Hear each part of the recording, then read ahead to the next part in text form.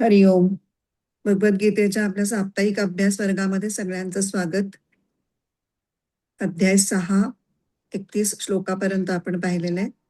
आज प्रथम आपण नेहमीच्या आपल्या प्रथेप्रमाणे प्रार्थना म्हणू आणि मग आजचे श्लोक बघूयात. नारायणं नमस्कृत्य नरं चैव नरोत्तमं देवीं सरस्वतीं व्यासं ततो जयमुदीरयेत्. वसुदेवसुतं देवं कंसचाणूरमर्दनं देवकी परमानन्दं कृष्णं वन्दे जगद्गुरुं. मूकं करोति वाचालं पङ्गुं लङ्घयते गिरिं यत्कृपातमहं वन्दे परमानन्दमाधवं. हरि ओम.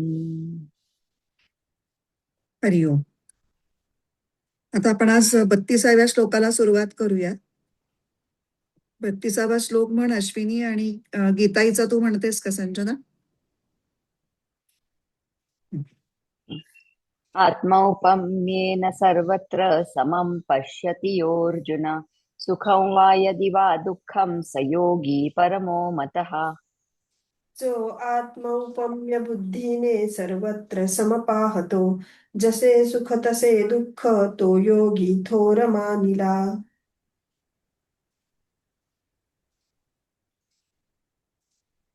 अर्थच्छेद बघू आधी, मग अन्वय अर्थ बघू. आत्मौपम्येन सर्वत्र समं पश्यति यः अर्जुन सुखम वा यदि वा दुःखम सः योगी परमो मतः. आता अन्वय. हे अर्जुन,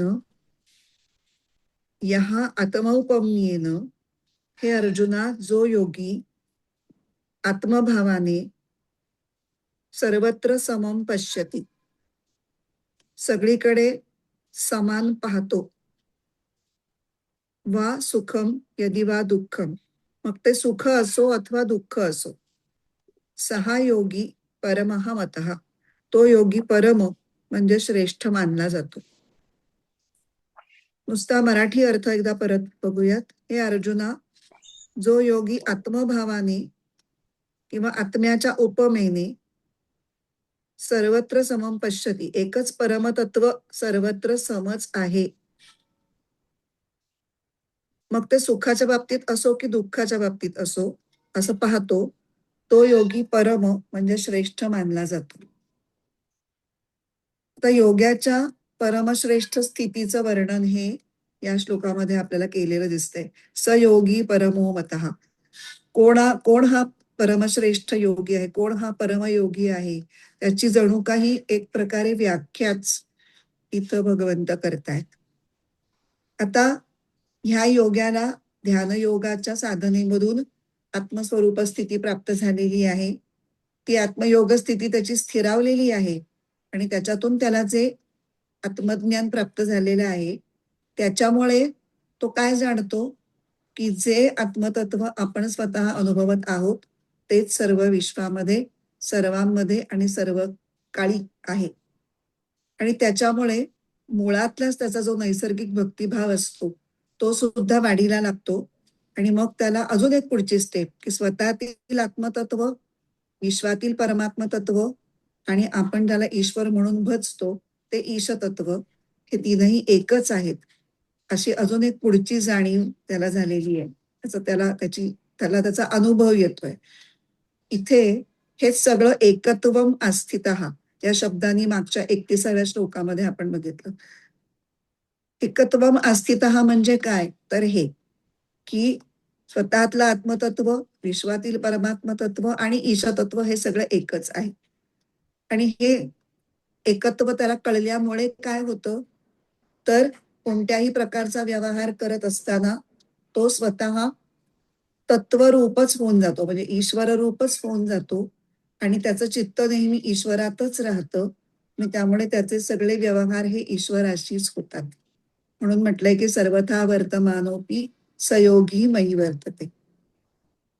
हे सगळं तत्वदृष्टीने आणि भक्तिभावाला धरून, म्हणजे ज्ञानदृष्टीने आणि भक्तिदृष्टीने, असं हे गेल्या 3 श्लोकांमध्ये आपण बघितलं, 29, 30 आणि 31. आणि हा समत्वयोग सांगणारा हा शेवटचा श्लोक आपण आता 32 बघणार. या श्लोकामध्ये काय सांगितलंय तर भक्ती आणि ज्ञान या दोन्हीच्या दृष्टीने ज्यांनी उच्च अवस्था प्राप्त केलेली आहे अशा योग्याची इतरांकडे पाहण्याची दृष्टी काय असते, किंवा स्वतःच्या आणि इतरांच्या सुखदुःखांमध्ये त्याच्या चित्ताची नेहमी चित्ताचं समत्व कसं तो टिकवतो, का त्याचं टिकतं, हे इथं सांगितलेलं आहे. आणि ज्याचं असं समत्व टिकतं असा योगी सर्वश्रेष्ठ आहे असं विधान भगवंत करतात. तर पूर्णत्वाला पोचलेल्या योगाच्या बाबतीत त्याची जी उच्च स्थिती आहे, आत्मस्थिती, त्याचा परिणाम काय आहे, तर तो समत्व आहे. आणि तो अत्यंत त्याचा सहजपणे आहे. त्यात कुठलेही प्रयत्न किंवा नाटक किंवा आविर्भाव दाखवण्यासाठी असं काही नाही. सगळं बरोबरच नाही, आतून आहे ते अगदी सहज. आणि त्याचं वर्णन श्री भगवंत सुरुवातीला करतात या श्लोकाच्या पहिल्या ओळीमध्ये. आत्मौपम्येन सर्वत्र समम पश्यती अर्जुन. हे अर्जुना, जो सर्वत्र म्हणजे सर्व जगाला आत्मौपम्य म्हणजे स्वतः सारखंच पाहतो, म्हणजे जाणतो, स्वतःसारखेच सगळेजण आहेत या दृष्टीने म्हणजे समत्व बुद्धीने पाहतो. आत्मौपम्येन म्हणजे त्याच्यामध्ये दोन शब्द दिसतात, आत्म आणि उपम. आत्म म्हणजे आत्म्याच्या उपमेने किंवा स्वतःच्या उपमेने. याचा अर्थ काय, तर स्वतःच्या बाबतीत जसं वाटतं तसंच इतरांच्या बाबतीत वाटणं आणि त्यामुळे जगाशी एक प्रकारची आत्मीयता मनामध्ये उत्पन्न होऊन त्या आत्मीयतेमधून सगळा व्यवहार जगाशी होणं.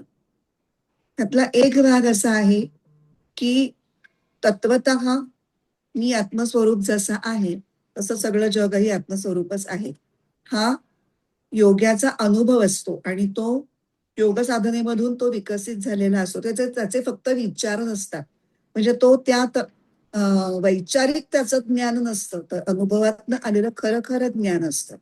आणि त्यामुळे त्याची जगाशी असलेली जी काही आत्मीयता असते ती सहज आणि सदा सर्वदा निरंतर असते, कोणाच्याही बाबतीत असते.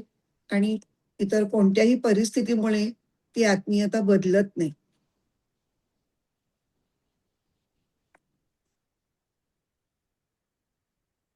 हे हा झाला एक भाग, म्हणजे तत्वदृष्टीने जर बघितलं तर तत्वदृष्टीने आपल्यासारखंच आपण जसे आत्मस्वरूप आहोत तसंच जगही आत्मस्वरूप आहे, हा जगाकडे बघण्याचा त्याचा एक दृष्टिकोन. दुसरा जो आहे तो सहृदयतेचा आहे. म्हणजे काय, की जसं माझं शरीर आहे, माझं मन आहे, तसंच इतरांचीही मन आणि शरीर आहेत.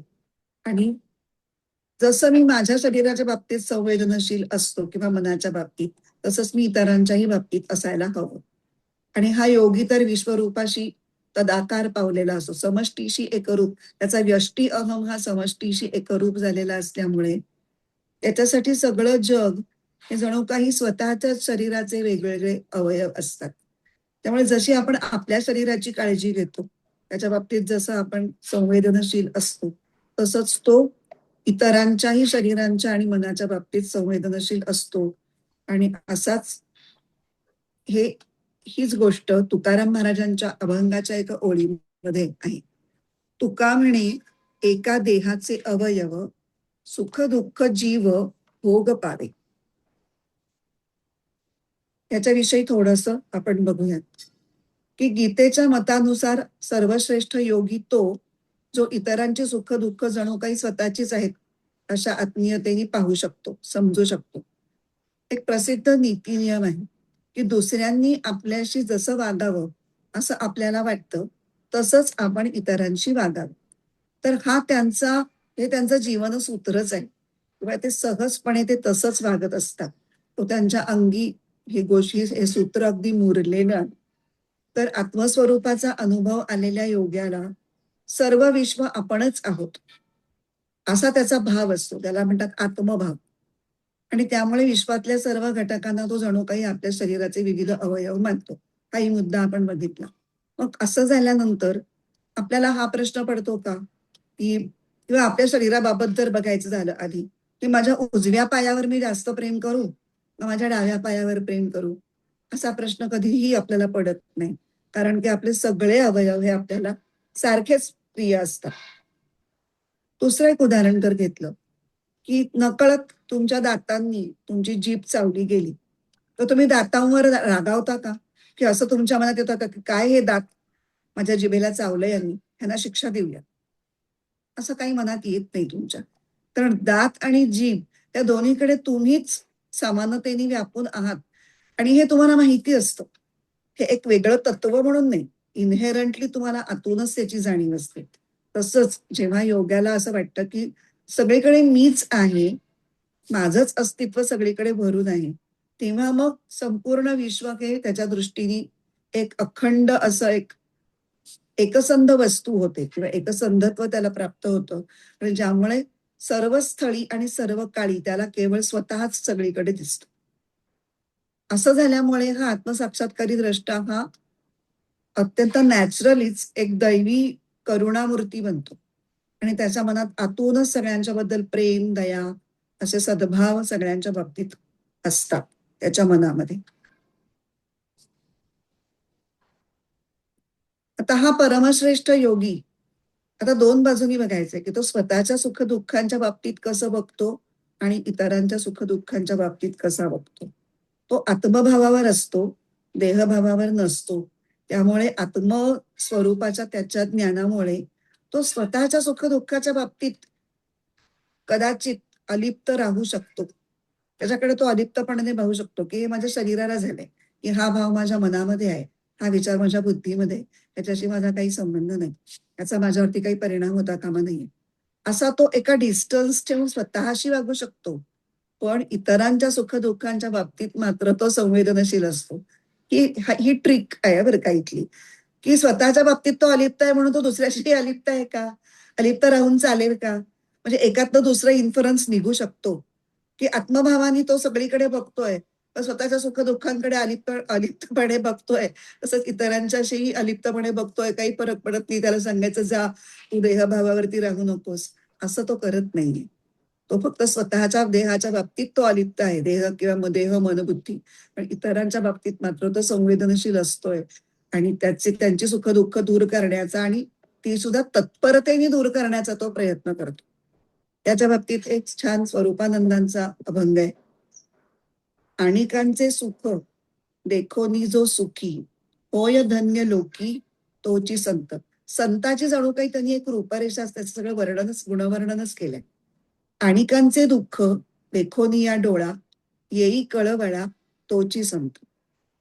आणिकांचे दोष आणि ना मनी, गुणाते वाखाणी तोची संत. लोककल्याणार्थ वेची जो जीवित, संत तो महंत स्वामी म्हणे. किती सुंदर वर्णन केलं. एकही मुद्दा सुटलेला नाहीये. दुसऱ्यांच्या सुखाच्या बाबतीत त्याला काय वाटतं, दुसऱ्यांच्या दुःखांच्या बाबतीत काय वाटतं, दुसऱ्यांच्या दोषांच्या बाबतीत काय करतो तो, गुणांच्या बाबतीत काय करतो आणि लोककल्याणार्थ त्याचं संपूर्ण जीवन हे पाहिलेलं आहे. तर असा स्वतःच्या उपमेनी दुसऱ्यांचं सुख-दुःख पाहणारा जो योगी, त्याला शंकराचार्यांनी काय म्हटलंय, ते एकदम एक वेगळाच अँगल आपल्याला मिळतो त्याच्यामध्ये. त्याला ते शब्द वापरतात अहिंसकः. तर मधच हिंसा कुठून आली याचा प्रश्न पडेल. पण आपण जेव्हा याच्यावर बघू तेव्हा कळेल. कारण हिंसा ही फक्त एकाने एखाद्या शस्त्र घेऊन दुसऱ्याची करण्याची हिंसा किंवा दुसऱ्याला मारणे, जखमी करणे किंवा ठार मारणे असा एक संकुचित अर्थ त्या हिंसेला नाहीये. तर ह्या अशा आत्मभावात असलेल्या योग्याचं संपूर्ण जीवन अहिंसक असतं. याचा अर्थ तो कोणाशीही प्रतिकूल वागूच शकत नाही, वागतच नाही. व्यासांनी एके ठिकाणी म्हटलेलं आहे की आत्मन प्रतिकूलानी परेशान न समाचरेत. म्हणजे जो व्यवहार आपल्याला प्रतिकूल वाटतो स्वतःच्या बाबतीत, तसाच व्यवहार इतरांच्या बाबतीत करू नये. आता हा योगी तर काय आहे, परक्यातही स्वतःलाच पाहतोय. आपपरभाव हा त्याच्या मनातच नाहीये. त्यामुळे त्याचं वागणं तर प्रतिकूल होण्याची काही शक्यता नाहीच आहे. पण त्याच्या वागण्याबरोबरच ना बोलणं, ना विचार करणं. विचार सुद्धा तो कुणाच्या बाबतीत चुकीचा करत नाही, की याचं वाईट हवं. काही-काही वेळेला आपल्याला असं वाटतं, की आपल्याला भांडायचं नसतं, वाईटपणा घ्यायचा नसतो. म्हणून आपण समोरचा काही वेडं-वाकडं वागला, तर आपण नाही त्याला प्रतिसाद म्हणजे प्रत्युत्तर करत नाही. पण मनातल्या मनात असं आपल्याला वाटत असतं की ह्या मी आता गप्प बसतोय, मी काही बोलत नाहीये, पण परमेश्वराने ह्याला चांगली शिक्षा करावी, असं आपल्याला आत वाटतं काही वेळेला. तर तसं सुद्धा याला वाटत नाही. इतका तो निर्मळ असतो. पण आपण स्वतःला पटकन क्षमा करतो की नाही? तर आता तो स्वतःला दुसऱ्यामध्ये बघतोय. त्यामुळे तो दुसऱ्यालाही तितक्याच पटकन क्षमा करून मोकळा होतो. तर म्हणून त्याला म्हणलंय की तो अहिंसक आहे, की जो विचार, उच्चार आणि आचार या तीनही पातळीवरती संपूर्णपणे अहिंसा अहिंसा आचरत आहे. तो कारण संपूर्ण जगाला आत्मस्वरूपच पाहतोय आणि अहिंसा हे आत्म्याचं स्वरूप आहे, असं पुढे चिन्मयानंद म्हणतात. आता हे कसं? आता एक आहे की आत्म्याव्यतिरिक्त जर दुसरं काही नाहीच आहे, फक्त आत्मतत्वच सगळीकडे भरून राहिले, तर मग आता हिंसा कोण करणार, कोणाची करणार आणि कशासाठी करणार? काही मोटिव्हच राहत नाही ना हिंसेला. कुणी कुणाची कशासाठी हिंसा करावी? त्यामुळे आत्म्यामध्ये अहिंसा हा भाव आहे. आणि दुसरा आत्मा हा निष्क्रिय असतो हे आपल्याला माहिती आहे. मग हिंसा ही पण एक क्रिया आहे. तर निष्क्रिय आत्मा हिंसेची क्रिया कशी करेल? अशा दोन्ही तिन्ही लॉजिक्सनी त्यांनी प्रूफ केलंय चिन्मयानंदानी की अहिंसा हा पूर्ण आत्म्याचा स्थायी भाव असतो किंवा अहिंसा ही चिदात्म्यामध्ये घडते आणि मग हा योगी काय करतो? तो त्या चिदात्म्याचं ध्यान करतो आणि योगी चिदात्म्याचं ध्यान करत असल्यामुळे चिदात्म्यामध्ये असलेली अहिंसेचा जो भाव असतो, स्थायी भाव म्हणजे स्वरूप लक्षण, की ते त्याच्यामध्ये कायमच असतं. कुठूनही बाहेरून येत नाही की कुठे जात नाही, कधी कमी जास्त होत नाही. तर तो स्थायी भाव अहिंसेचा जो आत्म्यात असतो, तो ह्या योगाच्या अंतःकरणामध्ये प्रकट होतो म्हणा किंवा प्रतिबिंबित होतो. कारण नियम आहे, ज्या गोष्टीचं ध्यान केलं जातं त्या गोष्टीचा स्वभाव हा ध्यान करणाऱ्याला प्राप्त होतो. असा एक शास्त्रातला एक नियम आहे. तो इथे लागू पडताना दिसतो. ज्ञानेश्वर महाराजांनी सुद्धा अहिंसेची एक छान वेगळीच व्याख्या केली, की जगाला सुख व्हावं या उद्देशानं शरीर, वाचा आणि मनानी रहाटणं, असा त्यांचा शब्द आहे. रहाटणं म्हणजे आचरण करणं. हे अहिंसेचं रूप आहे. 16व्या अध्यायातल्या एका ओळीमध्ये त्यांनी ही अहिंसेची व्याख्या केलेली आहे. आणि जगाची या सुखोद्देशे शरीर, वाचा, मानसे रहाटणी ते अहिंसे उपजाण. ही खूपच उच्च व्याख्या झाली खरी. पण आपल्यासाठी आता पुन्हा आपण या उच्च सगळ्या तत्वज्ञानातून आपल्याला टेकअवे हवाय की जे मला रोज वापरता येईल. तर किमान दुसऱ्याला दुःखावू नये असं वागणं, बोलणं इत्यादी आचरण हे कसं असावं हे आपल्याला वेगवेगळ्या संतांच्या जीवनातल्या प्रसंगामधून कळू शकतं. त्यामुळे आपण अशी एक 4-5 उदाहरणं ती बघूयात की संत कसे वागतात. पहिला उदाहरण येते सोनोपंत दांडेकर. सोनोपंत दांडेकर हे ज्ञानेश्वरीचे गाढे अभ्यासक, मोठे विद्वान आणि सप महाविद्यालयाचे प्राचार्य होते. तर ते एकदा दौऱ्यावर गेलेले असतात आणि बऱ्याच कालावधीनंतर 15-1 दिवसांनी ते दौऱ्याहून परत येतात. आणि मग जेव्हा त्यांच्या ते कार्यालयात जातात, तेव्हा त्यांच्या टेबलावर एक असं मोठ्या आकाराच्या तारखा छापलेलं एक कॅलेंडर असतं. तर त्याच्यावरचे कागद असे फाडायचे असतात. रोज तो एक कागद फाडला की पाठीमागची तारीख दिसायला लागते. तर बरेच दिवसात ते तिकडे कोणी फिरकलेलंच नसतं. ते तारखांचे कॅलेंडर तसंच जुनी कुठली तरी तारीख दाखवत असतात, जेव्हा ते दौऱ्याला जाण्यापूर्वीची तारीख असते. तर तेव्हा ते प्राचार्य असतात, ते शिपायाला बोलवतात. आता ते खरं म्हणजे शिपायाला रागवू शकले असते, त्याला फैलावर घेऊ शकले असते की काय हे, तू इकडे आलाच नाहीस का, हे काम कोणाचं आहे, तुला माहिती नाही का. त्यातलं यांनी काहीच केलं नाही, यातला एकही शब्द त्यांनी उच्चारला नाही. ते त्याला काय म्हणले की अरे बघ, या कॅलेंडरवर गेल्या महिन्याच्याच तारखा छापलेल्या दिसत आहेत. त्याला लक्षात आलं, प्राचार्यांनी जरी हे सौम्यपणाने सांगितलेलं असं त्याच्या लक्षात आलं आणि तो भारावून गेला की साहेब आपल्याला ओरडले नाही आणि त्यांनी आपल्याला आपली चूक अत्यंत सौम्यपणे दाखवून दिली. तेव्हा त्यांनी वरमून एकदम तो म्हणा, नाही माझ्या हातूनच हे कागद फाडायचे राहून गेलेत. आणि मग त्यांनी तत्परतेने त्याची ती त्या महिन्यातली जी हवी होती तारीख ती त्यांना आणून गेली. प्रसंग अगदी साधा आहे, पण आपल्याला जीवनामध्ये पुष्कळ उपयोगाचा आहे, की अत्युच्च पदावरील व्यक्ती सुद्धा सेवक वर्गाशी त्याचं मन न दुखावता त्याची चूक लक्षात आणून देऊन त्याच्याकडून योग्य काम कसं करून घेऊ शकते याचं ते उदाहरण आहे. आणि त्यामुळे परमपूज्य मामांचं मामा म्हणायचे त्यांना सोनोपंत दांडेकरांना, मामा दांडेकर म्हणून पण ते प्रसिद्ध होते. तर त्यांचं अध्यात्म हे असं प्रत्येक त्यांच्या कृतीमध्ये उतरलेलं व्यक्त झालेलं असं होतं. आणि सगळ्याच संतांचं वागणं हे असंच सौम्य आणि सुखदायी असतं. ही गोष्ट आपल्याला शिकण्यासारखी आहे. तसंच दुसरं उदाहरण आहे ते स्वामी चिदानंद म्हणून. त्यांनी दिव्य जीवन संघ नावाच्या संस्थेचं कार्य उभं केलं. तर ते आपल्या शिष्यांना नेहमी सौम्य वागणुकीची शिकवण देत असत. तर महाशिवरात्रीला त्यांनी बेलाची पानं आणायला निघालेले शिष्य होते. त्यांना सांगितलं की हे बघा, बेलाच्या झाडाकडे जाताना कुऱ्हाड उगारून जाऊ नका.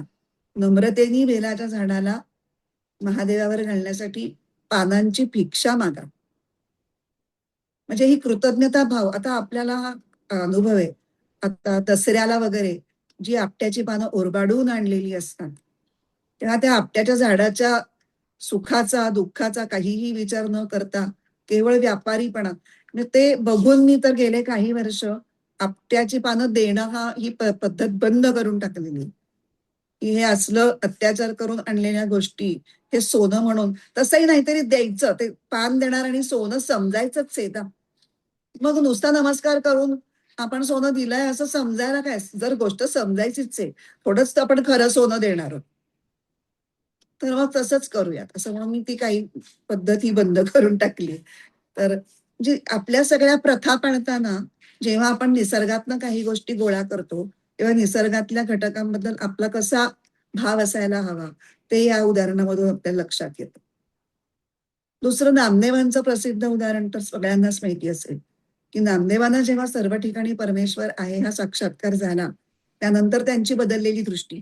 पूर्वी त्यांना फक्त एका विठ्ठलामध्ये भगवंत दिसत असे, पण जेव्हा त्यांना गुरु लाभला आणि सर्व ठिकाणी परमेश्वर आहे हे त्यांना खऱ्या अर्थाने त्याची अनुभूती आली, त्याच्यानंतर त्यांची बदललेली दृष्टी एका प्रसंगातून छान दिसते, की एकदा ते तूप आणि भाकरी घेऊन चाललेले असतात, तर एक त्यांच्या हातातली भाकरी एक कुत्रा पळवतो.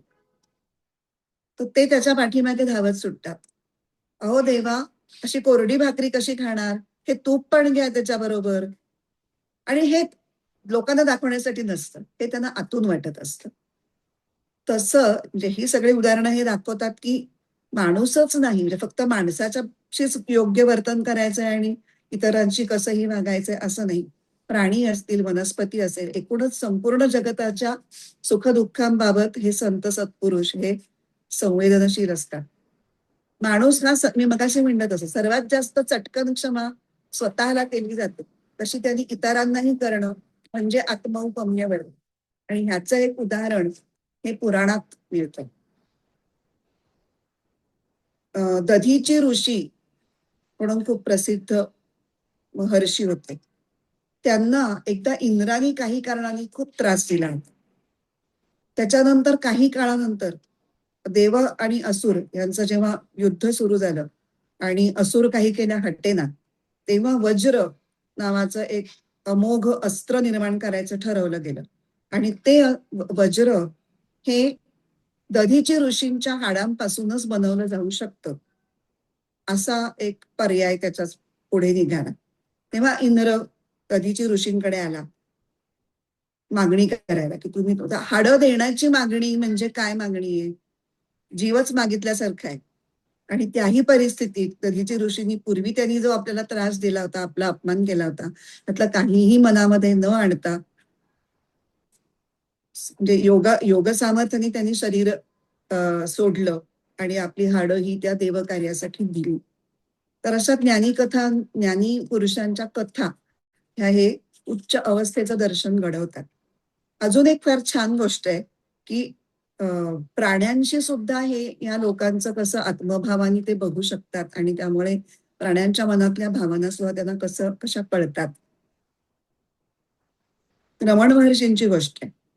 तेव्हा रमण महर्षी असे बसलेले असतात, तेव्हा एक माकडीण तिच्या काखोटीला एक असं तिचं नुकतंच जन्मलेलं पिल्लू घेऊन आलेली असते आणि तिथं ती बसत असते आणि आरडाओरडा करत असते. तर ती महर्षींच्या पुढे पुढे येऊन त्यांच्या जवळ जवळ यायला बघत असते. तर तिथल्या सेविका तिला फार हाकलत असतात, तिच्या आरडाओरडा करत असतात, काठ्या वगैरे मारायला जेव्हा त्या सुरुवात करतात तेव्हा महर्षी म्हणतात, कशाला एवढा त्रास देताय त्या बिचाऱ्या जीवाला? अरे म्हणजे माणसांना जेव्हा मूल होतं तेव्हा त्यांना कसं वाटतं की आपण आपलं मूल इतरांना दाखवावं, तसंच तिचं बाळ घेऊन ती मला दाखवायला आली आहे. तर तुम्ही जा, आता बघतो मी तिच्याकडे. आणि मग ते अगदी कौतुकाने त्या माकडाच्या पिल्लाकडे बघतात आणि म्हणतात, अरे वा, किती गोड आहे बाळ तुझं. आणि मग आपल्याकडचे एक केळं तिच्या हातात देतात. ते केळं घेऊन ती शांतपणे माकडीने निघून जाते. हा प्रसंग खूप बोलका आहे, की परिपूर्णता पावलेला जो योगी असतो तो इतरांशी म्हणजे प्राण्यांशी सुद्धा कसा स्नेहाने बांधलेला असतो, त्यांच्या सुखात दुःखात कसा तो समरस होतो, हे या प्रसंगातून पाहण्यासारखे. नॉर्मली दुसऱ्यांच्या दुःखाचा कळवळा येणं ही गोष्ट खूप नैसर्गिक आहे. आपल्याला सुद्धा येतो तो कळवळा. असं नाही होत की कोणाचं दुःख ऐकलं तर आपल्याला अगदी आनंदाच्या उपल्या फिटली, वाईटच वाटतं आपल्याला की नाही, असं नको होतं व्हायला. पण उलट दुसऱ्याच्या सुखाने सुखी होणं ही जास्त अवघड आणि उंचीची गोष्ट आहे. आपण सुखी झाल्याचं भासवतो काही वेळेला, काही वेळेला खरेही सुखी होतो, पण काही वेळेला एक सूक्ष्म असूया आपल्या मनामध्ये येऊ शकते, की समजा त्याच बाबतीत आपण प्रयत्न केला असेल आणि ती गोष्ट आपल्याला लाभली नसेल आणि इतरांना लाभली असेल, तर कुठेतरी एक कळ उमटून जाते, ह्याला बरं मिळालं, मी इतके दिवस कष्ट करतोय मला नाही मिळालं, असं कुठेतरी छोटस मनामध्ये येऊन जात. त्यामुळे ज्याच्या अंतःकरणातली अहंकार, स्पर्धा, असूया असे सगळे जे विकार असतात ते पूर्णपणे निघून गेलेले असतील, अशीच व्यक्ती ही इतकं मोकळेपणाने दुसऱ्याच्या सुखामध्ये आनंद मानू शकते. त्यामुळे योगस्थितीच्या पूर्णत्वात सगळ्या विश्वाशी आणि त्याच्या सुख दुःखांची संवेदनशील असलेला योगी हा परमश्रेष्ठ, असं गीताकारांनी म्हणण्याचं कारण की तो योगी नेहमी आत्मभावात किंवा ईशभावामध्ये असतो आणि त्याच भावाने तो जगाशी संबंधित असतो. जगत ईषधी युक्त सेवनम. उपदेश सार आठवल्याशिवाय राहत नाही, कारण इतक्या कमी श्लोकांमध्ये इतका मोठा आशय उपदेश साराच्या श्लोकांमध्ये भरलेला आहे की जगाला ईश्वर रूपाने बघितल्याशिवाय हा सेवाभाव किंवा ही करुणा, हे प्रेम हे मनामध्ये उद्भवूच शकत नाही. इथे आपण आता हा श्लोक पूर्ण केलाय. आता त्याची आपण ज्ञानेश्वरी वाचूया. ज्ञानेश्वरीच्या ओव्या 404 ते 410.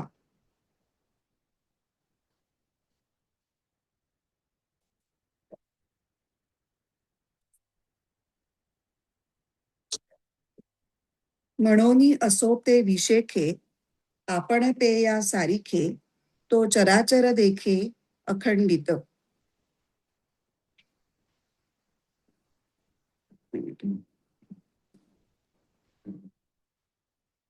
हं. म्हणून यांचा पल्हाळ नको. जो जो आपल्याच सारखे स्थावर जंगम विश्वाला पाहतो. म्हणून ते म्हणतात विशेखे किंवा विशेषे असं पण एक आहे की आता या विशेष स्थितीबद्दल बोलणं पुरे झालं. असं का म्हणतात ज्ञानेश्वर महाराज? तर त्यांना म्हणायचंय की ही जी काही योगज्ञानाची स्थिती आहे ती त्या स्थितीला पोचलेल्या किंवा त्या स्थितीच्या जवळपास तरी पोचलेल्या व्यक्तीलाच समजू शकेल. असं त्याच्यावर जरी किती निबंध लिहिले तरी तुम्हाला त्याचा खरा ठाव लागणार नाही. म्हणून याच्याविषयी जास्त आता मी बोलत नाही. म्हणून असो ते विशेष आहे.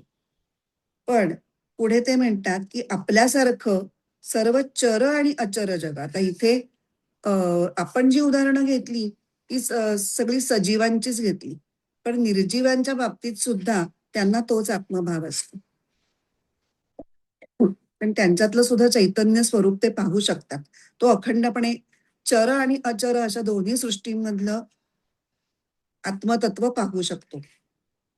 म्हणून अभंग ज्ञानेश्वरी मधली ओवी आहे, म्हणून ते राहो जो का निरंतर, देखे चराचर आत्मरूप. सुख दुःखादी वर्मी का शुभाशुभे कर्मे दोन्ही ऐसी मनोधर्मे नेणेची जो. ज्याच्या मनाला सुखदुःखादी भावना किंवा शुभाशुभ कर्मे यांची भेदभावाने जाणीवही होत नाही. शुभाशुभ द्वंद्व नेणे सुख दुःख एकची निशंक मानी दोन्ही. हे समविषम भाव आणि काही विचित्र जे सर्व ते मानी जैसयव आपुले होती. समविषम आणि विचित्र असे सर्व वस्तू मात्र जो आपल्या अवयवासारखे मानतो. अभंग ज्ञानेश्वरीच्या ओव्या मी मुद्दाम वाचतीये की थोडक्यात जास्त एक्सप्लेनेशन न करता त्याचा भाव मराठीत आणि आपल्याला समजेल अशा मराठीत प्रकट होतोय.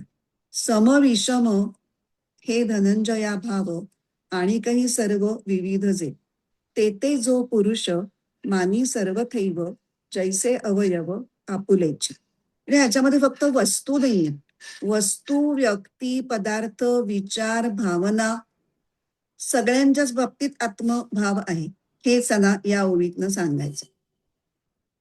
हे एकैक काय सांगावे जया त्रैलोक्याची आघवे मी ऐसे स्वभावे बोधा आले. किंबहुना हे सर्व त्रैलोक्यच ज्याच्या बुद्धीला आत्मस्वरूप दिसून आलेलं आहे.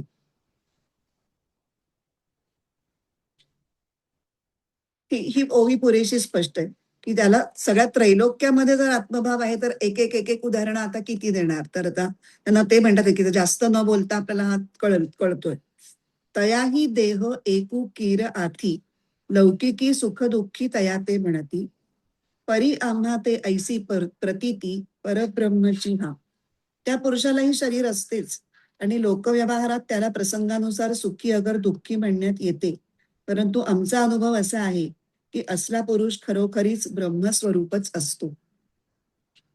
तयासीही असे शरीर ते एक म्हणे तया लोक सुखी दुःखी परी आमुचा तो ऐसा अनुभव पार्था सावयव ब्रह्मचितो. तो आपल्यासारखाच आहे, त्यालाही सुख दुःख आहेत आणि तो सगळ्या सुखदुःखांना काहीतरी प्रतिसाद देत असतो, तो प्रतिक्रिया देत नसतो. प्रतिसाद आणि प्रतिक्रिया म्हणजे रिस्पॉन्स आणि रिॲक्शन ह्याच्यामधला फरक आहे. तो नेहमी रिस्पॉन्स देत असतो. काहीतरी वाईट घडलं तर त्याला दुःख होणारच नाहीये का? त्याला दुःख होणारच आहे. पण तो दुःख तो कसं व्यक्त कसं करेल, त्याचा प्रकार सौम्य असेल. कारण तो सावयव ब्रह्मच आहे. पण तो ब्रह्म हा शरीरामध्ये असल्यामुळे शरीराचे धर्म त्याला लागू होतात. सुख दुःख हे शरीराचे आणि मनाचे धर्म आहेत, त्यामुळे त्याप्रमाणे तो वागणार. म्हणून आपण पा विश्व देखीजे आणि आपण विश्व होईजे ऐसे साम्यची एक उपासीजे पांडवागा. म्हणून अर्जुना अशा प्रकारचे साम्य आपण अंगी मुरवावे की आपणा स्वतः आपण विश्व पाहावे आणि आपण विश्वरूप होऊन जावे. धनंजया ऐशा एका साम्याचीच उपासना साच करावी गा. ह्याच्यासाठी आम्ही प्रसंगानुसार तुझं वारंवार सांगत असो. हे तू ते बहुती प्रसंगी आम्ही म्हणो याची लागी जे साम्या परवती जगी प्राप्ती नाही. हे आम्ही तुला वारंवार सांगतो आहोत. याचा हेतू हाच की या साम्या पलीकडे जगात मिळवण्यासारखं दुसरं काहीच नाही. हेच परमश्रेष्ठ साध्य होय. ही ओवी ह्याच्यातली सगळ्यात महत्वाची आहे की ते निष्कर्ष काढतायत भगवंत की हे जे सगळं सांगितलं त्याचा निष्कर्ष हा आहे की साम्य योगाचा विषय चालू आहे की नाही, तर साम्य योग साधणं, सर्वत्र समभाव मनामध्ये निर्माण होणं हेच सगळ्या योग साधनेचा परिपाक आहे. त्या योग साधनेचं परिपूर्ण असं फळ आहे.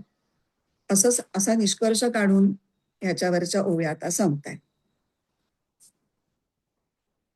आता आपण पुढचा श्लोक बघूयात. 31. अर्जुन उवाच योऽयं योगस्त्वया प्रोक्तः साम्येन मधुसूदन एतस्याहं न पश्यामि चञ्चलत्वा स्थितं स्थिराम्. अर्जुन म्हणाला, तू बोलिलास जो आता साम्य योग जनार्दना, न देखे स्थिरता त्याची ह्या चंचळ मनामुळे. पदच्छेद करूयात आधी. यहा अयम योगः वया प्रोक्तः साम्येन मधुसूदन एतस्य अहम न पश्यामि चंचलत्वात् स्थितिं स्थिराम. आता अन्वय आणि अर्थ. अर्जुन उवाच, अर्जुन म्हणाला, मधुसूदन, हे मधुसूदना, साम्येन यहा अयम योगः, साम्यस्थिती प्राप्त करून देणारा जो हा योग, त्वया प्रोक्तः, तुझ्याकडून सांगितला गेला, एतस्य स्थिराम स्थितीम, याची स्थिर स्थिती, चंचलत्वात अहम न पश्यामी, मनाच्या चंचलपणामुळे मला शक्य दिसत नाही. अर्जुन म्हणाला, हे मधुसूदना, साम्यस्थिती प्राप्त करून देणारा जो हा योग तू सांगितलास, त्याची माझ्यात स्थिर स्थिती राहील हे संभवणं मनाच्या चंचलपणामुळे मला शक्य दिसत नाही. आता संपूर्ण ध्यानयोग प्रक्रिया सांगून त्याचा अंतिम परिणाम हा समत्व योग आहे. अर्जुन हा अगदी खास आपल्यासाठीच तिथे बसवलेला आहे असं वाटतं मला. हे खूप फार वरवर वरवर चाललंय बुवा, आम्हाला काही जमणार नाही. आणि हे तो एक तर श्रीकृष्ण त्याचा सखा आहे आणि ज्ञान घेत असताना मनात काही शंका आली तर ती मोकळेपणाने विचारून त्याचं निराकरण करून घेतल्याशिवाय पुढे जायचं नाही. तो एक उत्तम शिष्यही आहे, उत्तम भक्तही आहे आणि श्रीकृष्णाचे त्याचा सख्खा भावही आहे. त्यामुळे सखा असल्यामुळे त्याला जास्त मोकळेपण आहे, त्याला कुठे अडपडदा नाही की फार गुरु उच्च पदावर असेल तर आपल्याला इतका आदर वाटतो की त्या आदरापोटी आपल्या मनात एक भीती असते की हा आपल्याला रागवेल का, की आपली शंका फारच बाळबोध आहे, आपण कशी काय विचारूया ती, असं कुठलंही त्याच्या मनामध्ये काही बॉदरेशन नाहीये.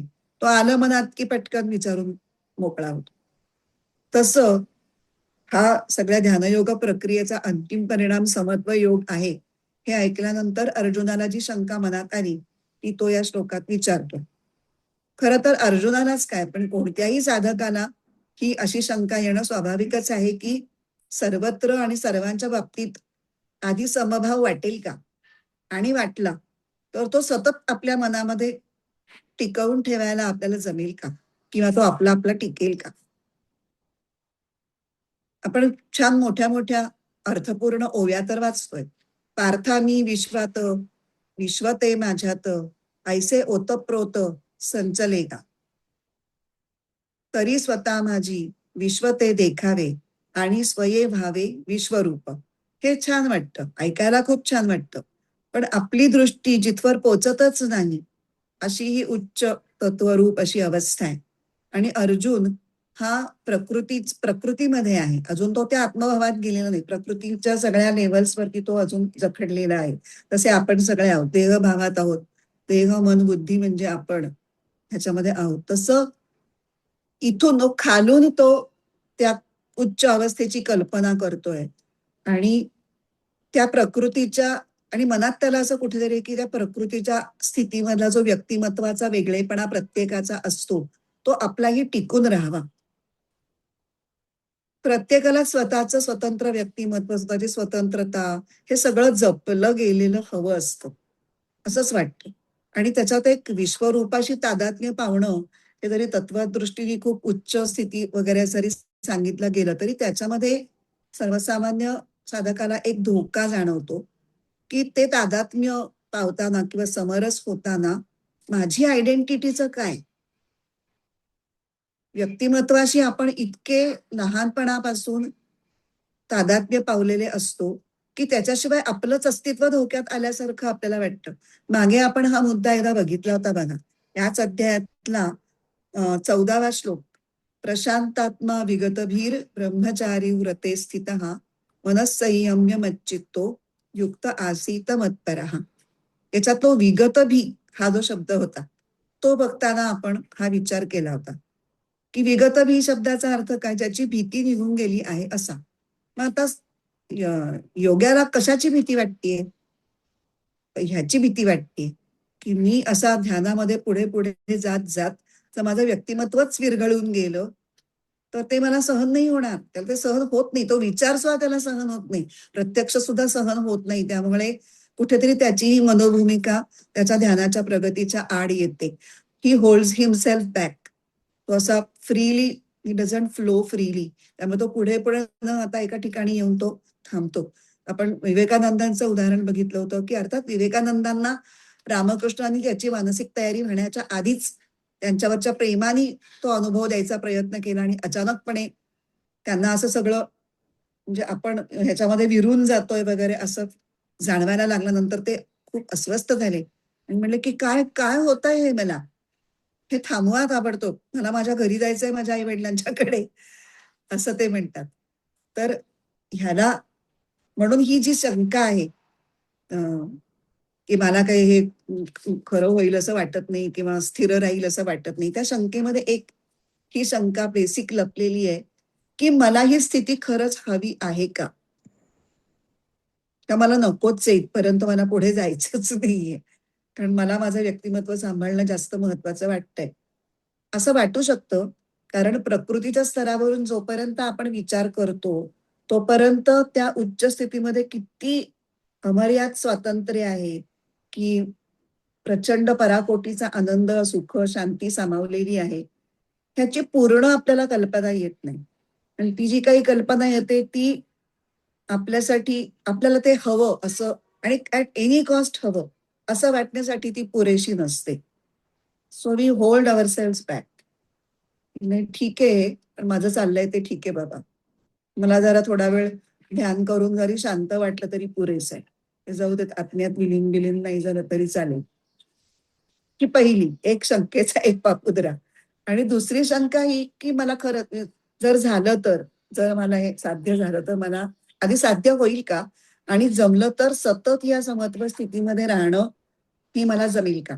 कारण श्रवण करताना, म्हणजे आपण वाचतो, ऐकतो, त्यावेळेला आपल्याला त्या गोष्टी काही प्रमाणात कळतात, पचतात, पटतात. निधिध्यासनाच्या वेळेला सुद्धा कदाचित काही काळापुरेसं, काही क्षणांसाठी आपण आत्मस्वरूपाशी तदाकार होत असू. पण जेव्हा आपण व्यवहारामध्ये परत येतो तेव्हा हे जमणार का, असा प्रश्न आहे. तेव्हा हे कसं जमेल.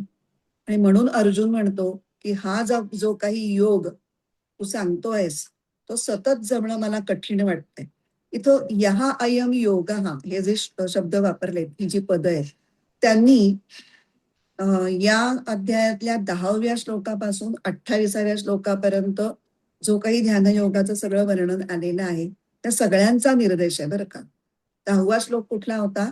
योगी युंजीत सततम आत्मानम रहस्य स्थितम एकाकी यत चित्तात्मा निराशीर परिग्रह.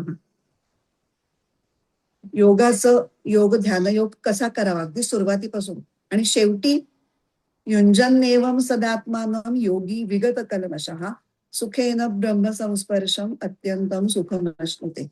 त्याला आता योग साधलाय, एकांतात बसावं इथपासून तो विगत कल्मष होऊन त्याला ब्रह्मसंस्पर्श झाला इथपर्यंतची संपूर्ण, त्याच्यामध्ये दोन्ही बाह्य ध्यान प्रक्रिया, आंतरिक ध्यान प्रक्रिया, हे सगळं त्याच्यामध्ये कव्हर झालेलं आहे. तर हा समत्व योग स्थिर स्थितीत राहणं ही श्रीकृष्णांनी सांगितलेली जी अंतिम स्थिती आहे ती तर नक्कीच अवघड आहे. ह्याच्यामध्ये आपल्याला काही संदेह असण्याचं कारण नाही. आपण वी आर व्हेरी शुअर की हे आपल्यापासून खूप दूर आहे. पण त्या ध्यानयोगात सांगितलेली अगदी बेसिक जी स्टेप आहे, चित्ताची एकाग्रता, मनाची एकाग्रता, ती ध्यानयोगामध्ये पहिल्या काही ज्या पायऱ्या आहेत त्यातल्या पहिल्या दुसऱ्या पायरीमध्ये ती गोष्ट येते. तर ती तरी साध्य होणार आहे का मला, असा सुद्धा अर्जुनाला प्रश्न पडलेला आहे. ही ध्यानयोग हे समत्व योग साधण्याचं साधन आहे. आणि मनाची एकाग्रता जोपर्यंत साधत नाही तोपर्यंत ध्यानयोगही साधणार नाहीये. आणि हे सगळं कशामुळे होणार आहे, तर मनाच्या चंचलतेमुळे, असं तो स्वतःच सांगतो. मन एवढं चंचल आहे की मला त्याचं मला एकाग्रता ही फार कठीण वाटते. तर पंडित सातवळेकरांनी या श्लोकावरचं जे विवेचन केलंय त्याच्यावर ते म्हणतात की साधी कुठली कला जरी शिकायची असली तरी त्याला किती चित्ताची एकाग्रता लागते किंवा जेवढी चित्ताची एकाग्रता जास्त तेवढ्या प्रमाणामध्ये ती गोष्ट उत्कृष्ट होते.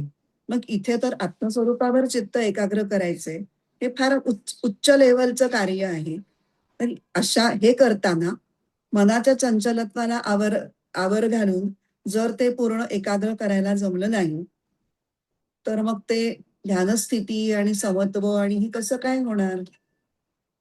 तिथे त्यांनी उदाहरण एक दिलंय की एखादा नोकर असतो तो जरा जास्त शहाणा असतो, त्याच्यात अंगात गुण असतात पण तरी तो जरा जास्तच आगाऊपणे वागत असतो. तर अशा नोकराकडून त्याला आपल्या ताब्यात ठेवून आपल्या हिताचं काम कसं करवून घ्यायचं हा मालकाला नेहमी एक प्रश्न असतो. सगळं चांगलंय पण एक त्याच्यातला दुर्गुण असा असतो की त्याच्यामुळे तो कधी कधी डोईजड होतो किंवा तापदायक ठरतो. तर त्याच्या त्या दुर्गुणाला अंजारून गोंजारून त्याच्याकडनं योग्य काम करून कसं घ्यायचं हे मालकाला नेहमी सावधपणे करून घ्यावं लागतं. तसं ते मनाला ताब्यात ठेवून त्याच्याकडून काम करून घेऊन त्याला एकाग्र करून साम्य योगापर्यंत पोहोचणं म्हणजे ते म्हणतात की एखाद्या राक्षसाला सेवक म्हणून नेमण्यासारखं अवघड गोष्ट आहे. आता इथे आपल्याला एक प्रश्न पडतो की चंचलत्वाचा एवढा पाऊ अर्जुनाला का वाटतो. मनाची एकाग्रता साधणं हे काय अर्जुनाला कधी न जमलेली गोष्ट होती का. नाही, जमलेलीच गोष्ट होती त्याला. उलट चित्ताच्या एकाग्रतेचा तो रोल मॉडेल होता, आदर्श होता. त्याच्या लहानपणामध्ये जी गोष्ट सांगतात की कौरव पांडवांना दुर्योधन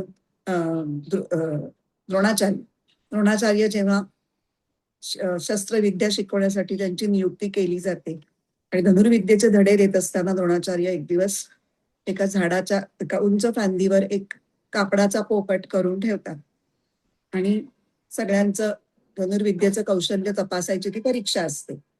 आणि मग प्रत्येकाला पुढे बोलवून धनुष्य हातात घेऊन ते देऊन त्याला मग विचारतात की तुला काय दिसतंय. मग ते राजकुमार काय काय सांगत, मला झाडं दिसतायत, पानं दिसतायत, पलीकडचं आभाळ दिसतंय, हे फळ दिसतंय, पक्षी पण दिसतोय. असं उत्तर दिलं की ते म्हणायचे की नाही, तुम्ही काय बाण मारू नका, जागेवर जाऊन बसा. असं करत करत जेव्हा अर्जुनाची पाळी येते तेव्हा अर्जुनाला पण तोच प्रश्न विचारला जातो आणि अर्जुन त्याचं उत्तर देतो की मला फक्त पोपटाचा डोळा दिसतोय. आणि मग द्रोणाचार्य म्हणतात की मग ठीक आहे, आता तू बाण मार, तुला बाण मारायला मी अलाव करतो. आणि मग तो बाण बरोबर पक्षाच्या डोळ्यामध्येच जाऊन बसतो. तर आणि मग ते सगळ्यांच्या समोर त्याचं कौतुक करतात आणि शाबासकी देऊन इतरांना सांगतात की धनुर्विद्येसाठी अशी एकाग्रता हवी. ही एकाग्रता साधलेल्या अर्जुनाला चंचलतेचं काय एवढं पडलंय असा एक प्रश्न मनामध्ये आल्याशिवाय राहत नाही. आणि हा एकच प्रसंग नाहीये, अनेक वेळा त्यांनी हे पुढे दाखवलेलं आहे. द्रौपदीच्या स्वयंवराच्या मध्ये सुद्धा ते मत्स्य यंत्र असतं आणि वर ते मासा फिरत असतो आणि खाली पाण्यामध्ये त्याचं प्रतिबिंब पाहून ते यंत्र भेदायचं असतं. हेही त्यांनी एकाग्रतेच्या जोरावरतीच केलेलं असतं. मग आता काय प्रॉब्लेम आहे. हे जरा आपल्याला विशेष वाटतं की चंचलत्वात हा एवढा बाऊ करण्यासारखा मुद्दा अर्जुनाला का वाटतो. आता आपण पुढच्या श्लोकाला सुरुवात करू, तो होणार नाही पण आपण वाचून घेऊ. आणि ह्याची ज्ञानेश्वरी जी आहे ती ज्ञानेश्वरांनी सुद्धा 33 आणि 34 या दोन्ही श्लोकांची एकत्रच घेतलेली आहे.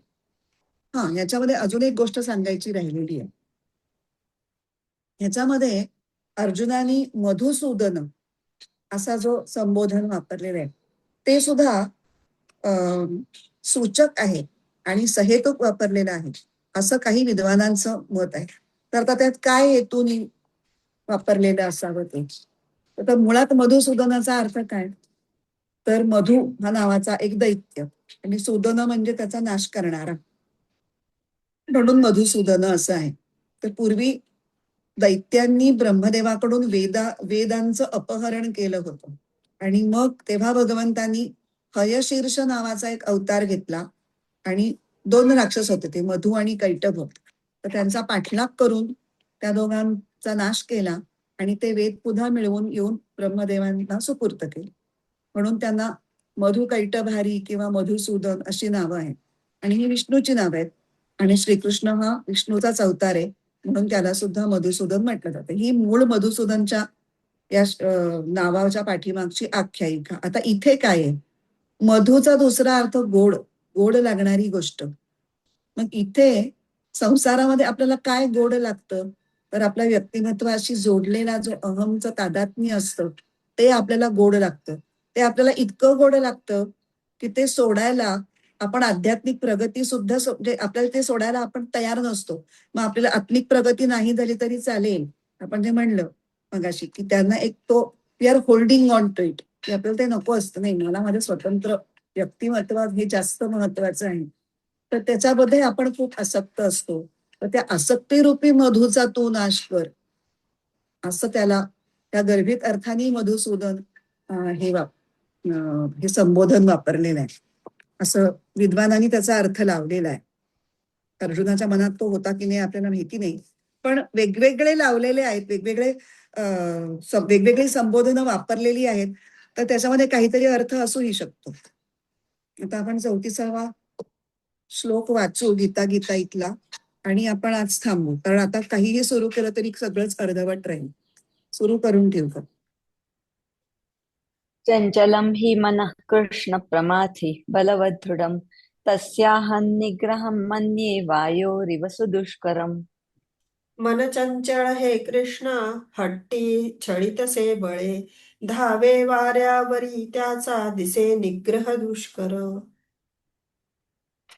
हे जे 2 श्लोक आहेत ना, ते खरं म्हणजे आपल्यासाठी आहेत. आणि त्याच्यावरचं विवेचन आणि अभ्यास करताना मला अगदी जाणवलं की हो हो हो, अगदी अगदी हो, आपल्याला अगदी याचा अनुभव आहे. फक्त त्याच्यातून पुढे जो मार्ग उपाय सांगणार आहेत त्याच्यावर जास्त फोकस करायचा आहे. ह्याचा सगळ्यांना आपल्याला अनुभव आहेच की मन कसं चंचल आहे आणि कसं हट्टी आहे, आणि आपल्याला किती छळणे हा जो शब्द आहे तो अगदी 100% बरोबर आहे. आणि असा मानसिक छळ उगाचच्या उगाच आपला सारखा होत असतो आणि त्याच्यासाठी आपल्याला इतकं झगडावं लागतं तो छळ थांबवण्यासाठी. त्यामुळे अर्जुन हा कसा आपलाच प्रतिनिधी म्हणून काम करतो हे पुन्हा पुन्हा जाणवतं. ठीक आहे, थांबूयात. प्रार्थना म्हणते. ओम पूर्णमद पूर्णमिदं पूर्णात् पूर्णमुदच्यते पूर्णस्य पूर्णमादाय पूर्णमेवावशिष्यते. ओम शांती शांती शांती. हरिः ओम. श्री गुरुभ्यो नमः. हरिः ओम.